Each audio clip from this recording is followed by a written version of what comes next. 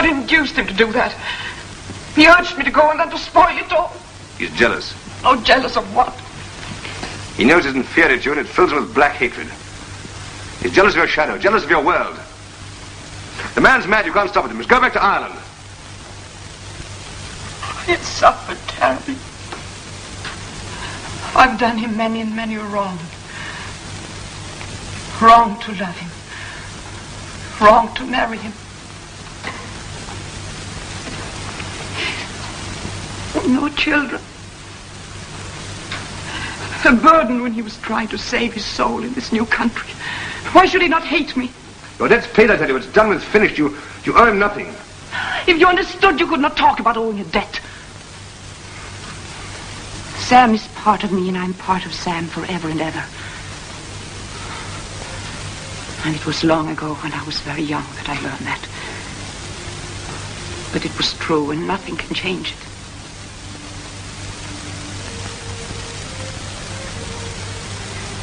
We used to ride for miles and miles and hours together. Sam 5 paces behind, silent and respectful like a good groom. And I shivering with delight because I knew of the love he had for me. My father never bothered how long we were away. He knew Sam was reliable and that I would come to no harm.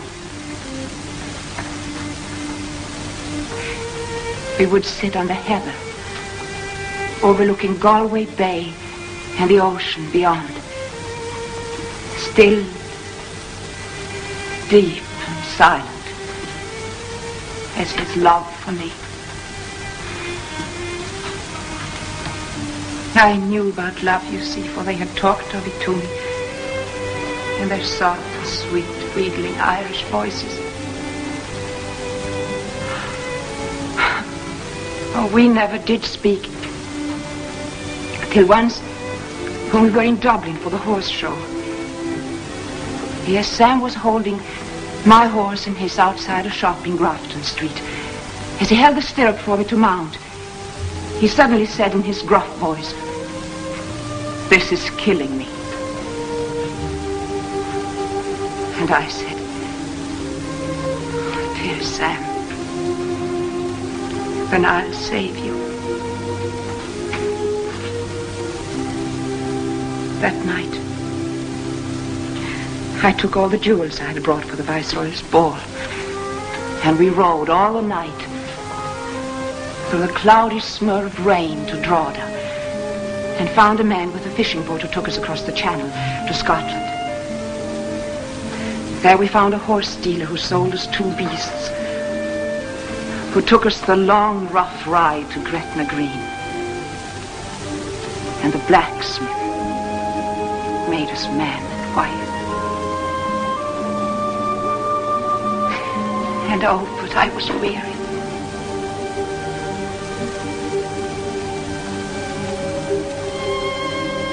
We had our wedding breakfast in the little inn. I was looking across the table at Sam.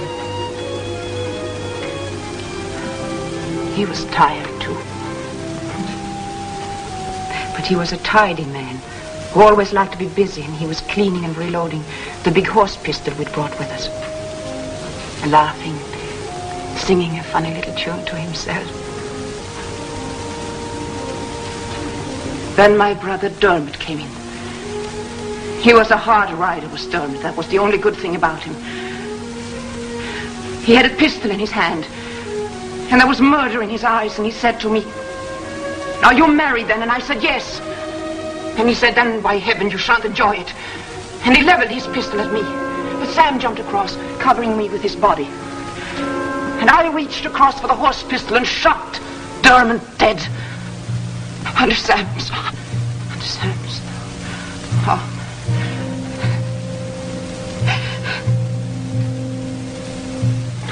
Oh.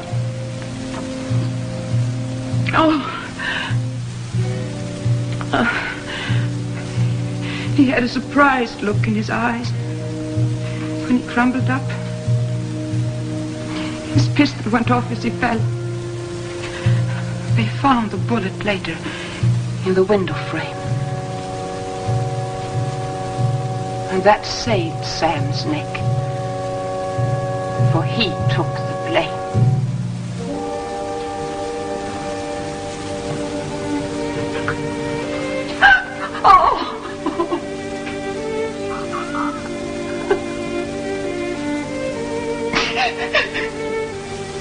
I didn't know at first he'd be taking it on himself.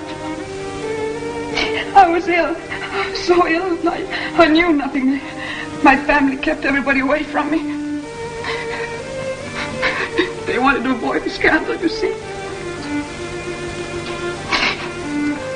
I was delirious for weeks, and then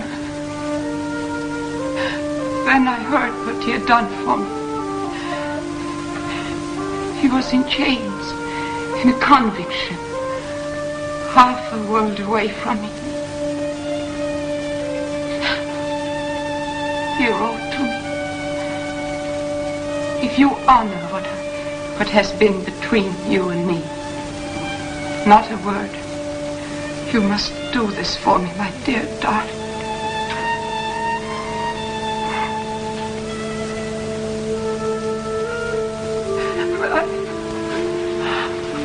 I couldn't speak after that. You understand that, don't you? I had to obey him. But I did the only thing I could. I followed him out here and I spoke to him sometimes through the bars. How did you live all those years?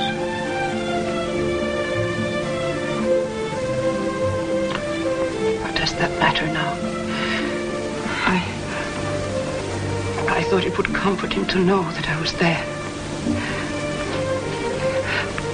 Charles, I had hoped to have a home for him when he came out, to make up for all that he had suffered. And I thought we could start life afresh in this new country. But so many hideous things became part of it. That horrible little hut down by the docks. And the sweating walls and the wood bugs and the smells. And the drunken screaming women. And the children raking the gutters for food. All that hot misery. It became me. Sam tried to make up for it when his time was finished, but it was no good, Charles, no good at all. Because it is part of me. Even now I sometimes long to go down, down, down to where I can go no further, down. Where nothing can hurt me anymore. No man alive is worth that sacrifice. Do you think he understands what you've done? Oh, my darling, you still have some life to live. Come away from all this. When Sam blundered in that room this evening, he cancelled everything you owed him. No, Charles, no. Oh, you don't know.